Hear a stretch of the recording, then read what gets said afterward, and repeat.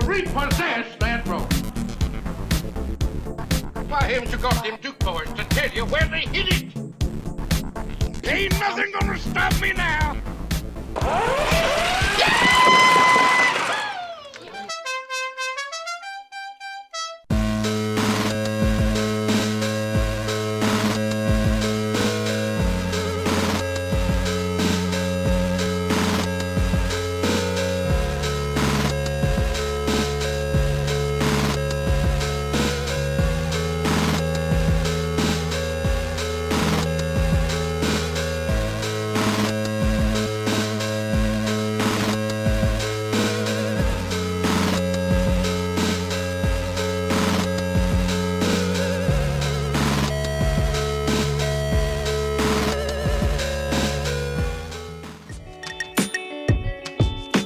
One of the decisions we made right off the bat was we wanted to be under 16 inches, the height of the low bar. It makes it difficult, though not impossible, to, for example, score in the high goal and to climb the tower. Within the constraints of Robot in 3 days, we decided that we would not take on those challenges. One of the changes we made from sort of the standard AM14U3 is that we went with the pneumatic wheels instead of the fixed standard 6-inch wheels.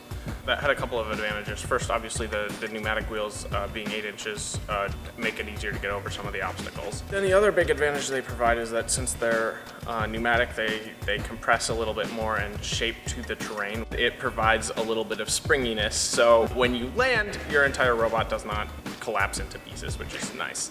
So one of the most prominent features on our robot is what we call the tomahawks. The tomahawks are actuated by pneumatic cylinders.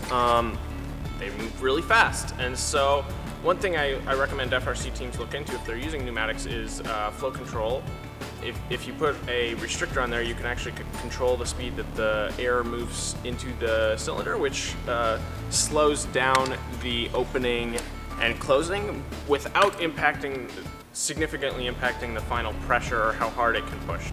One other thing we used the tomahawks to do is we had a demonstration of pulling open the Sally door. With a hook placed on one of the tomahawks. You're actually able to pull it open without coming in over the top, which definitely for teams that are trying to stay under 16 inches, we think that could be a really helpful opportunity. The intake rollers work great for intake at this speed, no problem at all. You can collect the ball on the field, no issues, it'll pull it in just fine. With our low goal scoring capability that we wanted, we decided to use the intake rollers as also outtake rollers to shoot the ball into the low goal. And that's where the lower speed doesn't quite fit this purpose as well as we'd like.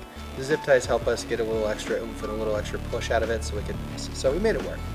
A downside to doing this smaller robot was the fairly limited real estate space.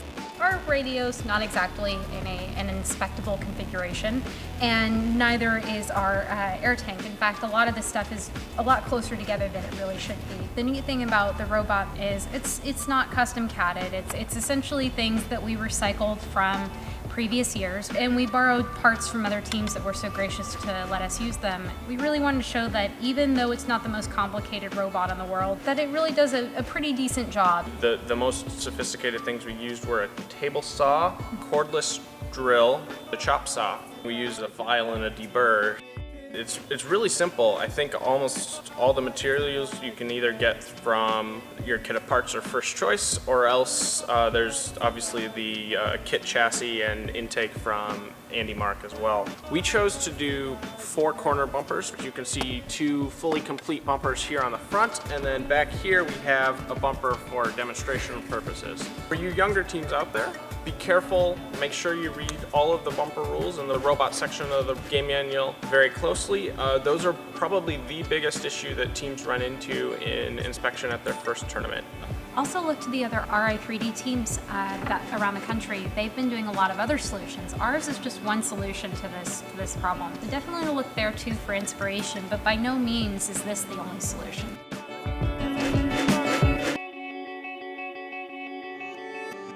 Hi everybody, this is Team... Star Wars, living in the ocean, causing a commotion, cause they are so awesome. Cool. I think Aaron should say hi, everybody. Hi, everybody. Hi, Dr. Nick. Overall, I find Duke to be a very interesting robot. He enjoys long walks through the courtyard in the neutral zone, maybe candlelit dinners in the castle at night on some fresh batteries. If you're interested in maybe meeting up with Duke in the secret passage, call 1-800-TeamREDACTED. I don't know where that'll go, but it should be an interesting conversation. Well, Take apparently. 37 and go. And calm.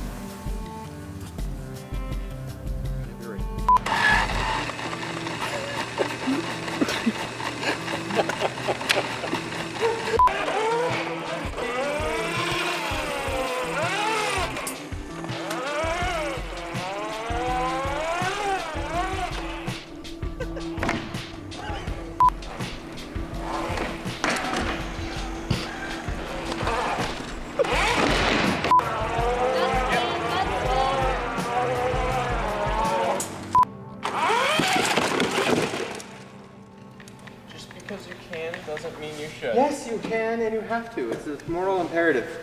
Don't give me sass, Duke boy. I'm feeling testy.